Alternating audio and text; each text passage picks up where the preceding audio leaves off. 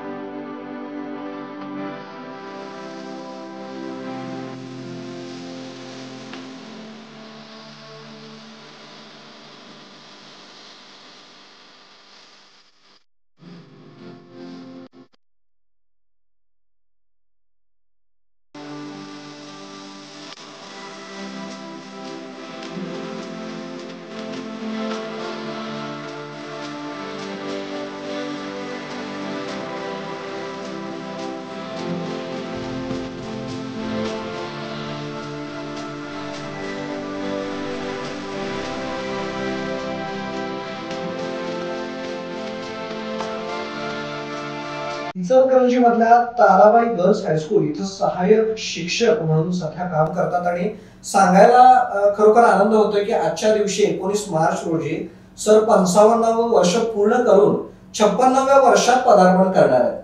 So मी आज तारा न्यूजच्या संपूर्ण टीम कडून सर तुम्हाला पहिल्यांदा वाढदिवसाच्या खूप खूप खूप शुभेच्छा देतो आणि तुमचं आज या तारा न्यूजच्या स्टुडिओमध्ये सर तुमचं स्वागत करतो. थँक्यू. सर, एकंदरीत मला सांगा की तुमचं बालपण, शिक्षण आणि तुम्ही या शिक्षकांच्या नोकरीकडे कसं वळलात सर?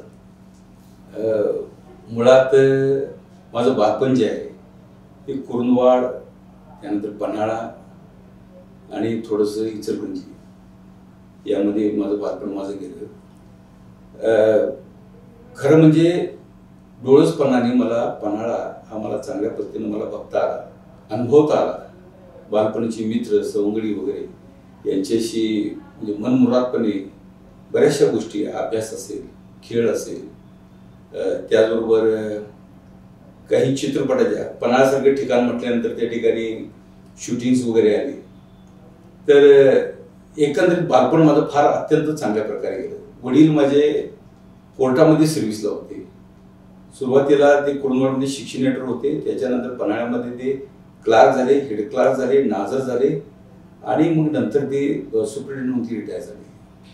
तर एकंदरीत म्हणजे शिक्षण तरी माझं सुरुवातीचं प्राथमिक शिक्षण पन्हाळ्यामध्ये झालं. माध्यमिक शिक्षण माझं 4थी पर्यंत शिक्षण पन्हाळ्यामध्ये झालं आणि 5वी पर्यंत जे शिक्षण आहे ते मी शिंगणापूरला चंबुखडी या ठिकाणी जिल्हा परिषदेचं त्या ठिकाणी निवासी शाळा होती, त्या ठिकाणी माझं शिक्षण झालं. आणि मग इचलकरंजीमध्ये माझं 6वी ते FY पर्यंत शिक्षण तिथं झालं. कुरुंदवाडामध्ये माझं SY आणि TY झालं. 1 वर्ष मी लॉ केलेला होता, पण खेळाची आवड असल्यामुळं मी BPED केलं आणि मी नोकरीमध्ये मी जॉईन झालो. शाळेबद्दल जर सांगायचं झालं तर शाळेमध्ये माझा प्रवेश आजचे विद्यमान आमदार राजूबाबा आवळे यांच्यामुळे माझा झाला. 1998-99ला आम्ही ग्राउंडवरती फुटबॉल खेळायला असायचो आणि त्या खेळाच्या ह्याच्यातून माध्यमातून ओळख झाली आणि ओळखीचं स्वरूप मैत्रीमध्ये झालं आणि त्या मैत्रीपूर्ण स्थितीमध्ये त्यांनी मला आपल्या शाळेमध्ये त्यांनी घेतलं. त्याचबरोबर शाळेचे संस्थापक माननीय जयवंतरावजी आवळे साहेब जे माजी समाज कल्याण मंत्री होते, त्या म्हणजे साहेबांनी सांगितलेलं एक वाक्य असं आहे आणि ते त्यांचं वाक्य फेमस आहे की मांगोरी डोक्यावर बर्फ आणि तोंडात साखर असली पाहिजे. फार महान शब्द होते ते. अजूनही मी ते अनुसरण करण्याचा मी प्रयत्न करतोय, मी स्वतःमध्ये आत्मसात करण्याचा प्रयत्न करतोय. आणि आत्ताचे सध्याचे विद्यमान आमचे शाळेचे अध्यक्ष माननीय संजयरावजी आवळे साहेब, त्याच्याबद्दल काय सांगावं. मुळात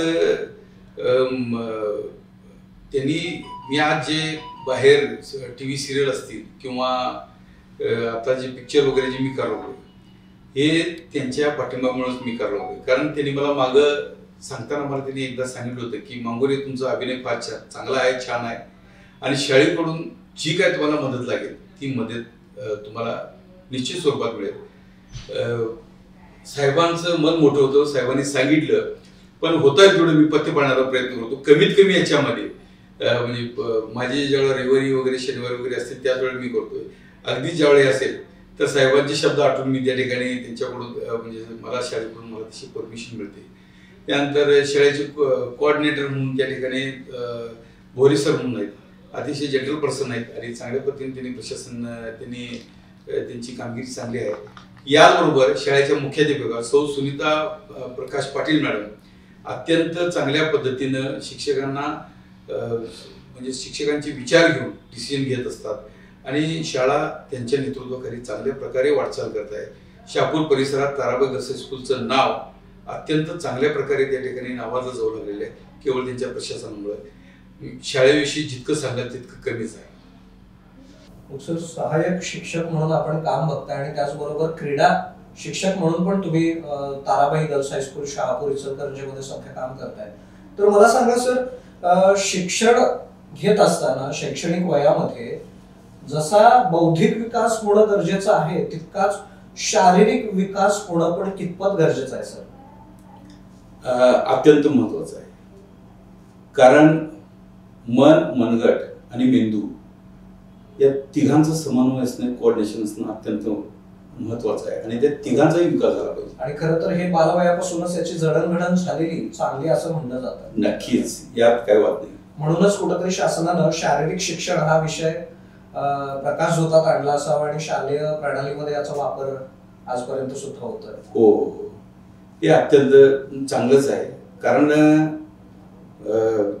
बालपणापासून कसं आहे की दडपण न घेता लाईफ जीवन ही एक प्रकारचा खेळच आहे आणि खेळ असा खेळावा की तो म्हणजे खेळाच्या माध्यमातून त्या ठिकाणी नेतृत्व गुण असतील, त्याचबरोबर त्या ठिकाणी आक्रमकता असेल, डिफेन्स असेल, या सगळ्या गोष्टी असतील.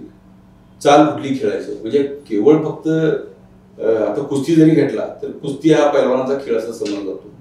गुडघ्यात वगैरे असं म्हटलं जातं त्याला, टीकात्मक असं बोललं जातं. पण फ्रॅक्शन ऑफ सेकंड मध्ये कुठला डाव केला पाहिजे हे पहिलवानाच्या त्या डोक्यामध्ये चालत असतं. अगदी बरोबर. तर म्हणजे शारीरिक शिक्षणाकडे बघत असताना म्हणजे खरं म्हणजे विधायक दृष्टिकोनातून ते पाहिलं पाहिजे. आता जर बघितलं म्हणजे मुलाचा बौद्धिक विकास भरपूर झालेला दिसतो. मुलं उदाहरणार्थ बघा की एखादा मुलगा इंजिनियर झालेला आहे आणि तो कल्पक आहे, बऱ्याचशा गोष्टी तो त्या ठिकाणी राबवतोय, पण त्या साईटवर जर जाऊन जर बघायचं झालं, उभा राहायचं असेल तर ते कॅपॅसिटी नसते. उंचीची सुद्धा काही लोकांना भीती वाटते. हा, किंवा बाबा जिने अर्धवट आहेत किंवा बिल्डिंग अशी आहे तशी आहे, तर तिथं जायला सुद्धा लोकांना भीती वाटते. अनेक प्रकारचे फोबियाज आहेत लोकांच्या मध्ये. बरोबर आहे. हा, आणि ती मुलं 1-2 तास जरी उभारली तरी त्यांना चक्कर येण्यासारखे प्रकार म्हणा किंवा भीती वाटली, तुम्ही आता जसं म्हटलं तसं म्हणा, अशा गोष्टी उद्भवतात. त्यामुळं शारीरिक शिक्षण हे त्या बौद्धिक बरोबर ह्या गोष्टी असायलाच पाहिजे. आणि सर, मी शाळेत ज्यावेळी भेट दिली होती त्यावेळी असंही कळालं की तुम्ही एमसीसीचे वर्ग सुद्धा घेता. मग मी ज्यावेळी शाळेत होतो त्यावेळी मी खरं तर एनसीसीचा एक भाग होतो. आम्हाला त्यावेळी उन्हातनं परेड करायला लावायचे, पळायला लावायचे, व्यायाम करायला लावायचे. आम्हाला हे नंतर लक्षात आलं की खरं तर उन्हातला हा सराव आहे आपल्यासाठी. हे बाबा आपली एक तयारी व्हावी, उन्हासाठी कुठल्याही परिस्थितीसाठी तयारी व्हावी, हा एक गुणधर्म मला त्याच्यातून लक्षात आला. त्यामुळं तुम्ही सांगितल्याप्रमाणे 100% गोष्ट ही सरांनी सांगितल्याप्रमाणे नक्कीच योग्य असं म्हणायला काही हरकत नाही. सर, मला सांगा, तुमचे जे विद्यार्थी आहेत त्यांच्यामधलं आणि तुमचं म्हणजे एका शिक्षकाचं आणि विद्यार्थ्याचं नातं नेमकं कसं आहे सर? शिक्षक आणि विद्यार्थ्याचं नातं हे निकोप असावं. मुळात त्यामध्ये म्हणजे प्रामाणिक नातं आहे.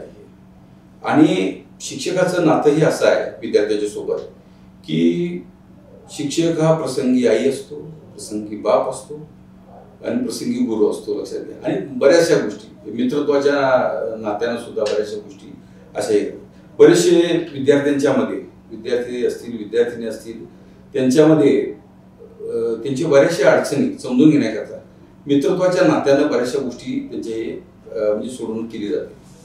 त्यामुळे शिक्षकाचं नातं हे अतिशय प्रामाणिक, विश्वासू आणि बाय हार्टेड हे एकमेकाला म्हणजे बांधून घेणार अशा प्रकारचं आणि विश्वासाचं नातं. आज शैक्षणिक क्षेत्रामध्ये म्हणजे 1995ला मी DC नरकीमध्ये मी स्टार्ट केलेलं होतं आणि त्यानंतर मी नव्यानं मी परत शापूर हायस्कूलला लावलं. जयवंतराव शिक्षण प्रसारक मंडळाचं शापूर हायस्कूल आणि त्याचीच दुसरी शाखा ताराबाई गर्ल्स हायस्कूल आहे की जी मी 1.5 वर्षापासून काम करतोय. तर आज ही 30 वर्ष झाली, पण त्या 30 वर्षामध्ये असणारी जी मुलं आहेत आणि खास करून त्यावेळेला मला हात थोडासा चालत होता, तर ती मुलं आज ही उत्साह आणि मांगोरे सरांचा हात आपल्या पाठीवर फिरलेला आहे हे अभिमानानं सांगतात. हे विशेष आहे. आणि मी जेव्हा त्यांचं ते ऐकतोय कधी कधी माझ्या डोळ्यात पाणी येते किंवा या मुलाला आपण मारलेलं आहे किंवा हे केलेलं आहे. म्हणजे इतकं म्हणजे असं निकोप नातं आहे शिक्षक आणि विद्यार्थ्यांचं. मग सर, क्रीडा शिक्षक म्हणून तुम्ही मैदानी खेळ घेता, कोणकोणते खेळ घेता शाळेमध्ये आणि कोणकोणत्या पद्धतीनं तुम्ही शारीरिक शिक्षणासाठी मुलांना मार्गदर्शन करता? मुळात माध्यमिक विभागाला किंवा प्राथमिक विभागाला जो कन्सेप्ट आहे क्रीडा शिक्षकांच्यासाठी हा तसा काय आहे की मुलांचा सर्वांगीण विकास व्हायला पाहिजे. या दृष्टिकोनातून मुलं फिजिकल फिटनेस त्यांचा तयार व्हावा याकरता मी मुलांना प्रशिक्षण देत असतो. आणि त्यातूनच मग मुलं काही घडत जातात.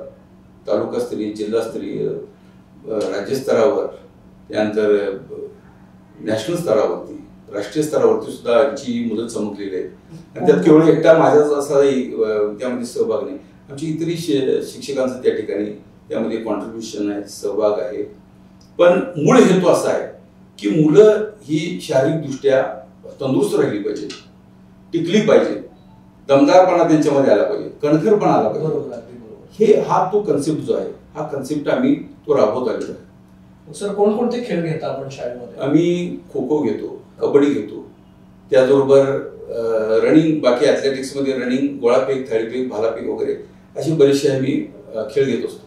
त्याचबरोबर इंडोर गेम सुद्धा आमचे आहेत, बुद्धिबळ वगैरे, बुद्धिबळ, कॅरम वगैरे असे गेम सुद्धा आम्ही घेत असतो. सर, तुमच्या लहानपणापासून तुम्हाला आवडत आलेला खेळ कोणता आहे की ज्याच्यासाठी आज तुम्ही एका पायावरती तयार असता?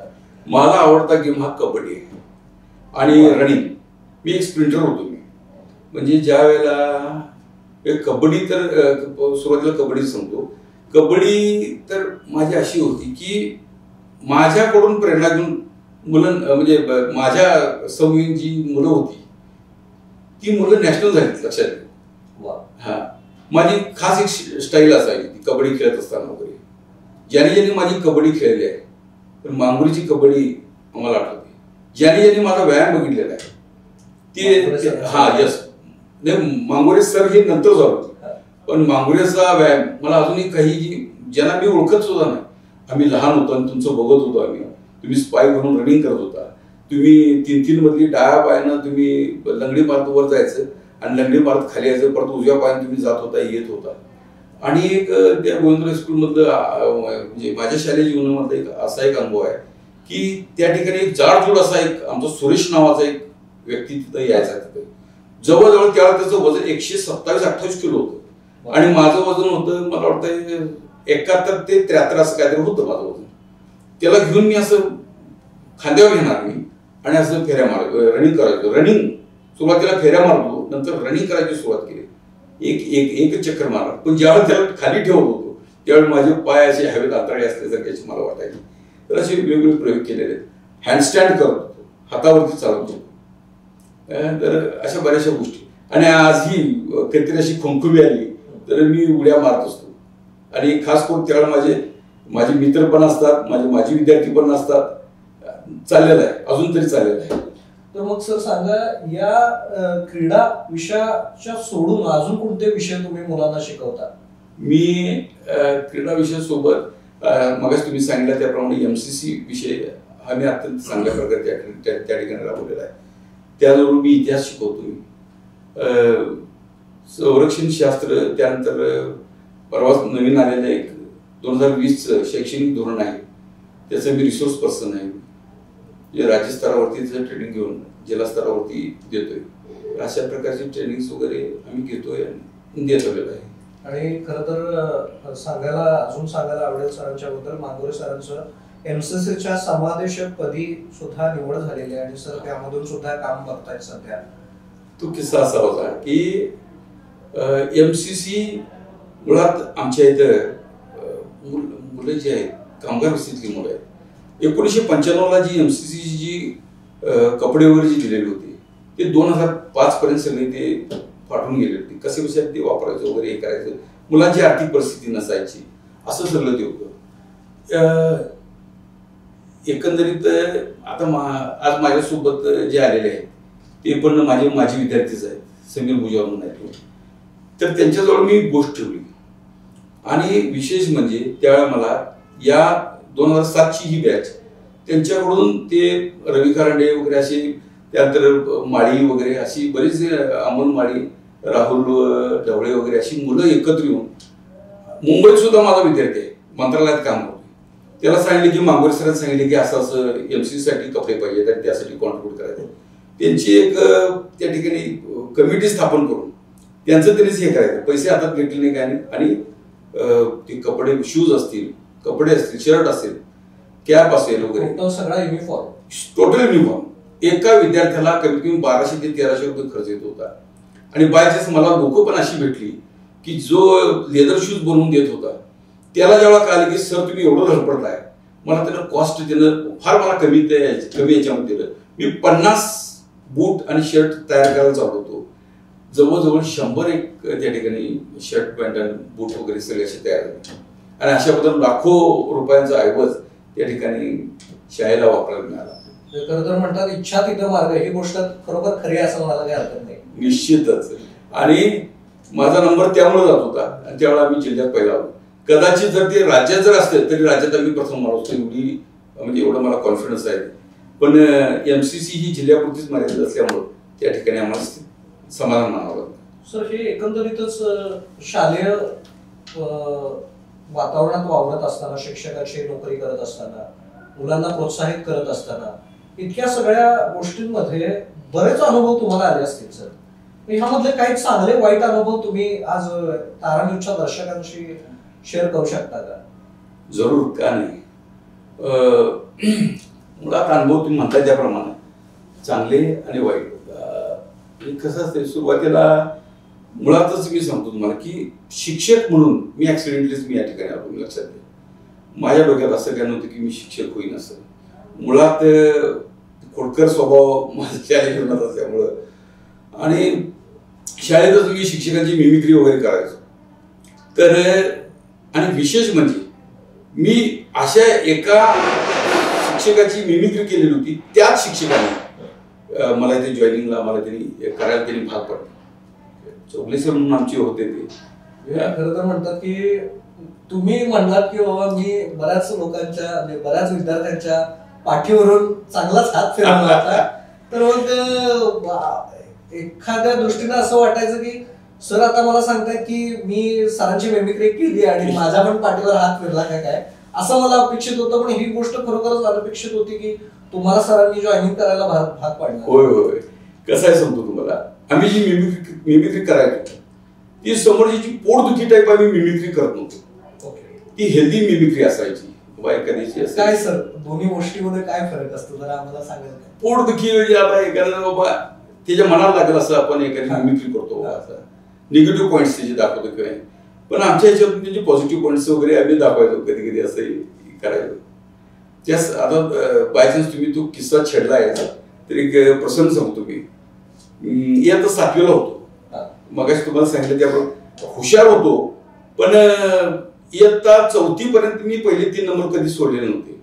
पण नंतर तर थोडंसं बाहेरचं वातावरण हे ते वगैरे बघून इतर याच्यामध्ये खेळकूद मध्ये वगैरे असं मी हे करवलं आणि थोडंसं दुर्लक्षाचं व्हायचं.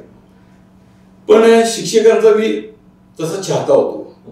एकदा त्यांनी ते इतिहास पेपर मला दाखवलं. मी म्हटलं सर कमी मार्क आहेत की. त्या सरांची स्टाईल अशी होती की त्या सरांना हसायला लागले. त्यांची एक स्टाईल होती त्याची थोडीशी. त्यांचा चेहरा जो असा जाडसर सारा होता आणि हसायला लागले अशी हसायची ती.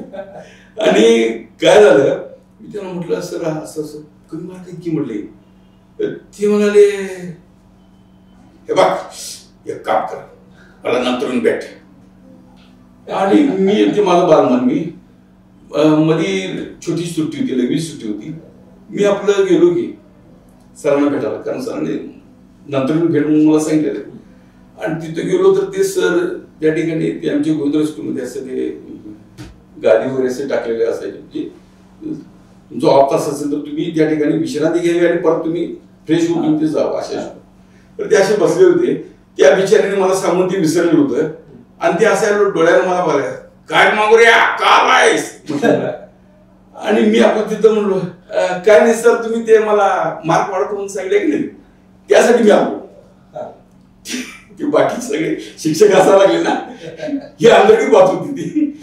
तर तिथून ते सगळेजण हसताना खेकडे म्हटले अडे त्या कोपऱ्यावर मला घेतलं. राप राप राप राप मारलं. आपलं असं पाहिलं काय झालं सर तुम्हीच सांगितलं की मला म्हणून आता यायचं. मग कधी हो जातोच का नाही बरं. अशा काही गोष्टी. कितवीला असताना हा किस्सा? हे 7वीला असताना किस्सा. खूप छान किस्सा सरांनी आपल्याला सांगितलं. नाही असलं तरी सुद्धा बाळांनो अशा गोष्टी करू नका. तोळचा काळ वेगळा होता आणि आताचा काळ वेगळा आहे. आणि हा अनुभवाबद्दल तुम्ही विचारत होता. वाईट अनुभव मी सुरुवातीला सांगतो. सुरुवातीला आम्ही पण म्हणजे अनुभव नसल्यामुळं त्या ठिकाणी मुलं जशी आहेत यांत्रिक पद्धतीनं लेट आलेला आहे त्याला मारत होतो आम्ही, छडीनं वगैरे मारत होतो. एखादा कामसूल वगैरे लागवणार वगैरे. पण नंतर बाबा प्रत्येक वेळेला एखादाच मुलगा किंवा एखादीच मुलगी ही नेहमी लेट असते. की ज्यावेळेला त्या कामाच्या माध्यमातून लक्षात आलं त्यावेळेला तुम्हाला सांगायचं म्हणजे मी तिची विचारणा केली की बाळा तुम्ही लेट काय त्यांना प्रेमात घेऊन त्यांना विचारलं त्यांना का लेट आहे. तर अशा काही गोष्टी त्या ठिकाणी निदर्शनास आल्या की सर मी पेपर टाकून येतोय, सर मी कांड्या भरून येतोय, मुलगी असेल तर मी कांड्या भरून येते, त्यानंतर मी धुणी भांडी करून येते, मला वडील नाहीत, मी दुसऱ्या ठिकाणी कामाला जाते, मी फुल वगैरे त्या ठिकाणी मुलं का शाळेत कामं करून शाळेत यायची.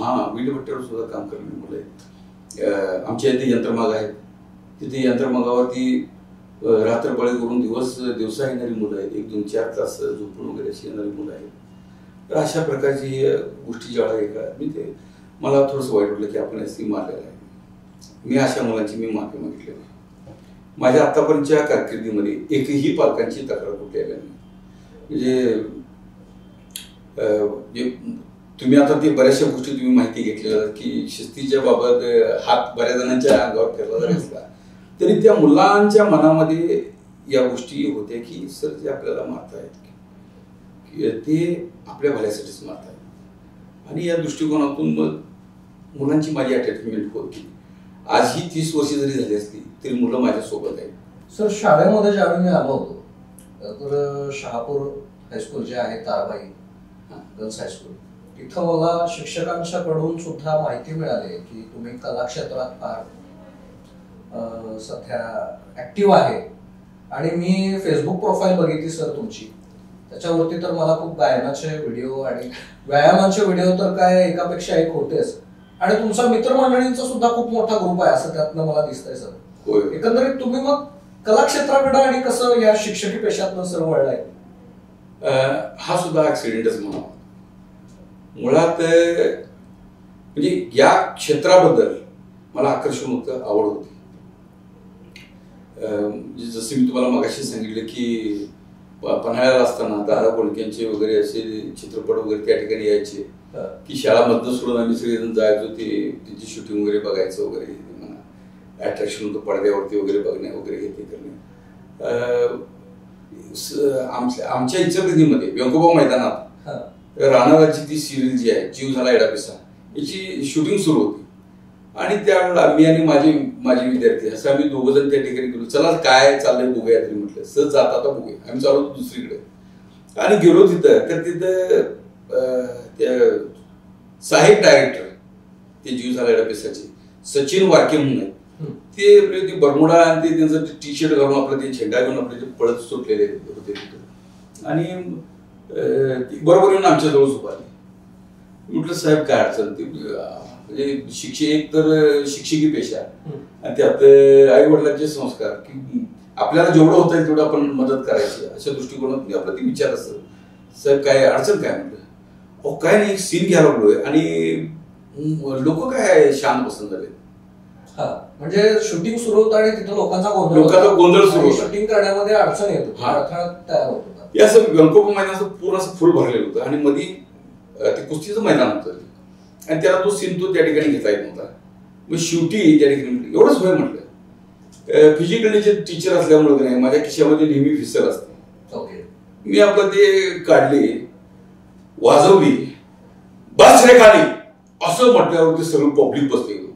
आता तुमच्या इथे आत्ताच ह्याच आवाजाच्या व्हॉल्यूम वरनं मला लक्षात आलं की त्या ठिकाणी माईकची अजिबात गरज नसावी. आणि शाळेत सुद्धा मुलांना शिकवत असताना शाळेत उभारून नक्कीच आवाज ग्राउंड वरती जात असावा तुमचा. सर माईकची गरज लागणार नसेल कदाचित. आमच्या भागामध्ये मंगळवार आणि शुक्रवारी नेहमी लाईट गेली असते.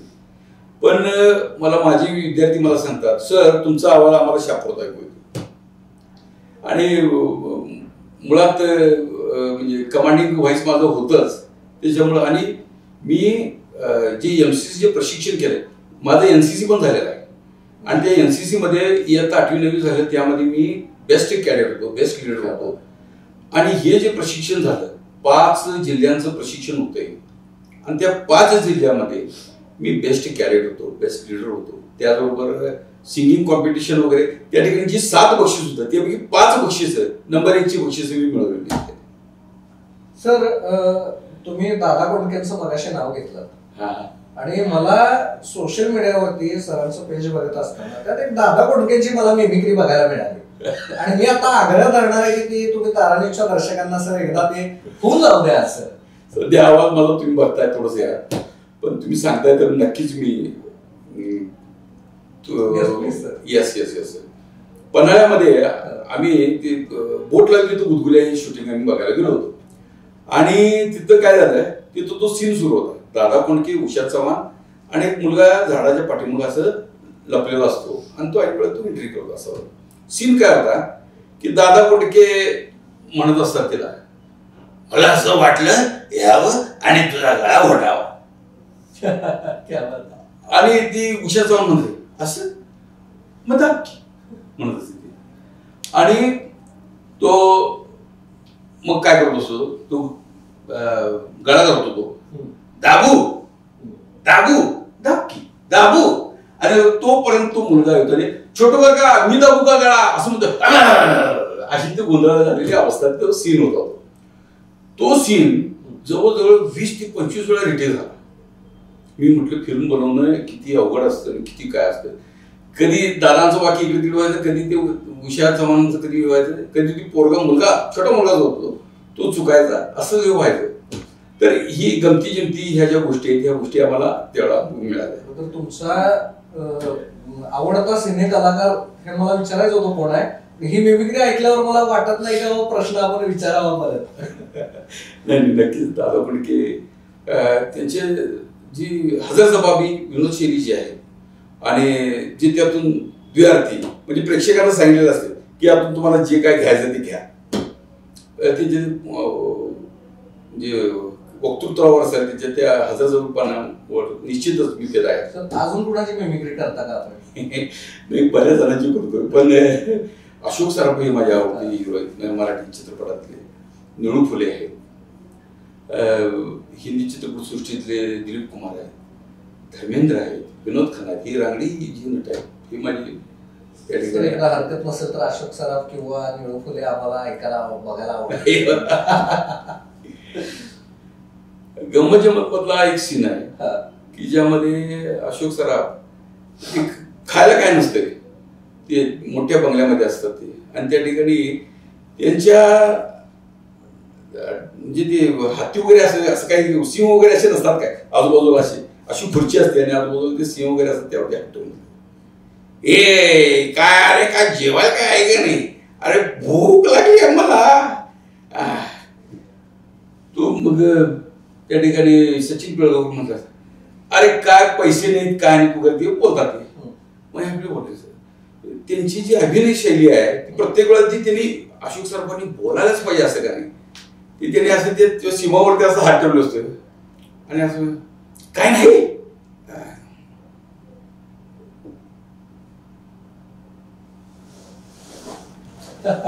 न बोलता अप्रतिम बैल आहे तुला, अप्रतिम अभिनय अशोक सराफ.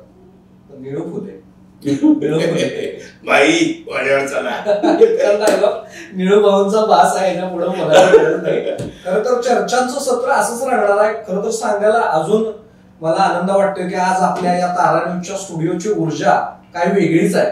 कारण आज क्रीडा शिक्षक आपल्यासोबत मांगोरे सर या ठिकाणी उपस्थित आहेत. मला असं वाटत नाही एका भागामध्ये या चर्चा संपतील.